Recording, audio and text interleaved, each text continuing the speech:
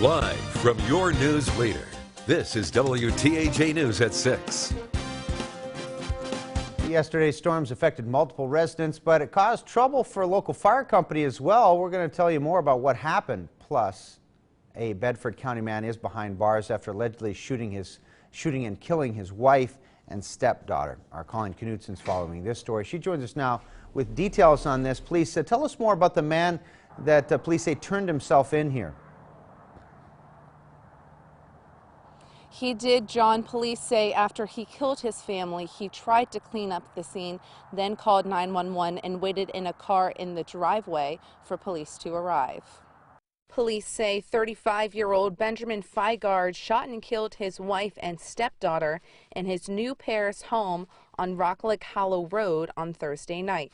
After police arrived on the scene, Feigard was taken into custody without incident. He initially contacted 911 and admitted to what he had done before our arrival. According to police, Feigard told dispatch he shot his wife, 40-year-old Amanda Feigard, in the basement of their home, then shot his 12-year-old stepdaughter in their living room and moved her body to the basement. Bedford County Coroner Russell Steyer arrived just before 9:20 p.m. and announced both victims dead at the scene. The autopsies confirmed they died of single gunshot wounds to the head. Police say they found a handgun at the scene as well as carpet cleaner that was purchased after the alleged shooting. They say they're investigating all avenues, including domestic violence and mental health. We always look in to see if there's any type of mental health issues in the past to see if maybe that has anything to do with it, but at this time we're still looking into that. Feigard was arraigned early Friday morning and was denied bail. He's facing charges of criminal homicide, murder, voluntary manslaughter, and tampering evidence. We just want the public to know that they're not in any type of danger. This individual is in custody as we continue to look into this specific incident. And Feigard's preliminary hearing is set for Wednesday, November 13th. In Bedford County, I'm Colleen Knutson, WTAJ News. Thanks, Colleen. Meantime, an Altoona man is behind bars accused of assaulting a toddler. The charges come from an incident August 11th of this year. 45-year-old Ferdy Crutcher is accused of kidnapping, aggravated assault, and rape of a child. Police were called to the case when a 15-month-old went missing. The toddler was found injured in an alley and survived the sexual assault. Crutcher was previously charged and convicted in 1992 for a similar case involving the rape of a 17-month-old. For that conviction, he served the maximum sentence of 22 years in prison and was released in 2014. The assistant DA, Nicole Smith, says at this time the police weren't the only ones helping in this case. We were fortunate in this case to have a lot of different agencies working with us. So the Children's Advocacy Center for Blair County was involved in conducting some of the interviews that we've had to do in this case. They are an excellent resource for us. In these types of cases, they're difficult, but what we see in Blair County, what we're fortunate to see, is a collaboration of multiple agencies. Now, Ferdy's been arraigned without bail.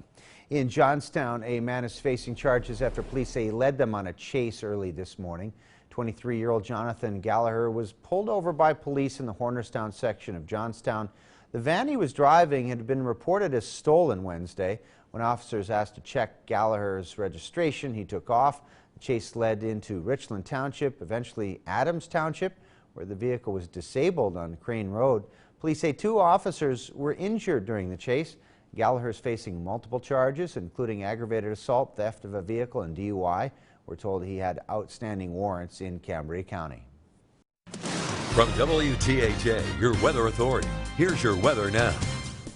We had rough weather last night, and yes, a lot of wind damage and flooding reports all across the state of Pennsylvania, and some places east and west of us got even hit harder than us. We did have strong winds. We still had a wind advisory for a while today as those gusty winds continue, but they're starting to calm down, and they will become light for tonight. Gusts, only one spot gusting over 21 miles per hour there in Lock Haven. We're a lot colder than this time yesterday, about 30 degrees colder, and it's time to head out to those football games. Our Friday Night Lights Sports Beat crew heading to a fair amount of football games. Let's go ahead and first take a look at one that is up in the northern part of our viewing area. And This game is Juniata versus Clearfield. Temperatures in the upper 30s for the kickoff, in the low 30s in the fourth quarter. Bring the coat and the blanket for that game. And let's also check in down in southern Blair County for a game that's taken on two teams that are in the playoffs, and that's Penns Manor versus Claysburg, near 40 for the kickoff, and mid, if not lower 30s for the end of the game. So you definitely want to bundle up. Our future track does show that we're going to have a clear sky for tonight, and with light winds, it's going to turn out to be a cold night. Low temperatures in most spots are going to be in the 20s. And as we go ahead and take a look at what to expect over the next 7 days, nicer tomorrow, blustery again on Sunday. In some places, once again, could have some flurries, and then some colder air coming our way down the road later next week. More on that with your 7-day forecast in a few minutes. Thank you, Joe. State College Police looking for a driver in a pickup truck that allegedly hit a pedestrian and then drove off. We're told this was Wednesday night, just before 8:30. Police say a woman was hit crossing West Beaver Avenue in the South Barnard Street intersection. We're told the accident caused some non-life-threatening injuries to that pedestrian. The truck is dark-colored, maybe blue, may have a bumper sticker with a white circle on it. If you have any information, you're asked to contact police. A Center County EMS department says they're in serious need for the community's help. Our David Kaplan has more about how you can support services that are a necessity for residents. David? John, and people in Port Matilda tell me for small rural towns, it's hard to financially keep EMS and fire companies running, but residents are the ones who suffer if those services struggle. In a Facebook post Thursday, Port Matilda EMS announced they're in a critical situation. They only have enough funding left over to cover their next payroll cycle. Tina Comfort-Pritz lives right down the road from Port Matilda's emergency services. She says the proximity is not a luxury, but a necessity for the community. I am very thankful that they're here. It's a peace of mind off of, worrying. Like if my granddaughter was here and fell or something, they're there. Tina says that she and her husband donate to Port Matilda EMS yearly, and for their fundraisers that come up, she asked the community to help out the EMS so they can help them. Port Matilda EMS is asking the community to support them in their annual membership drive that is due to start this week. This Tuesday, there will also be a homemade soup sale at Port Matilda EMS at 7 a.m. At the State College studio, David Kaplan, WTAJ News. Thanks, David. Fire crews in Jefferson County busy last night cleaning up storm damage, and one department had to respond to damage on one of their trucks. Our Allison Gens is live in Jefferson County with more on what happened. Allison. The Seagull Fire Department was out until 1 a.m. pumping basements and clearing off trees, and out of their around 20 calls, one of those was for a vehicle of their own.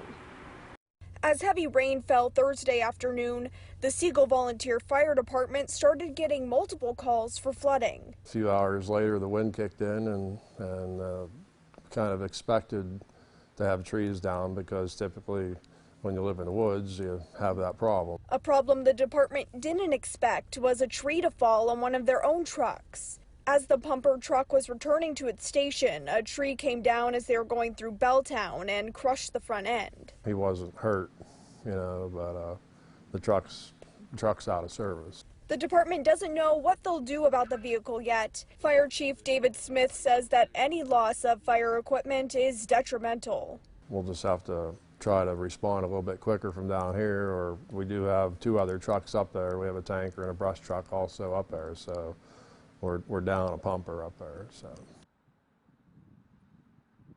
And right now the fire department is waiting on the insurance company to decide what they're going to do with the vehicle. In Jefferson County, I'm Allison Gens, WTAJ News.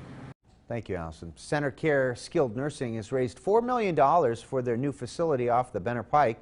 They are asking for your help with the last of the fundraising. They still need $2 million to help them complete the new 240-bed facility. The local Hamer Foundation will match the first $300,000 raised for the project.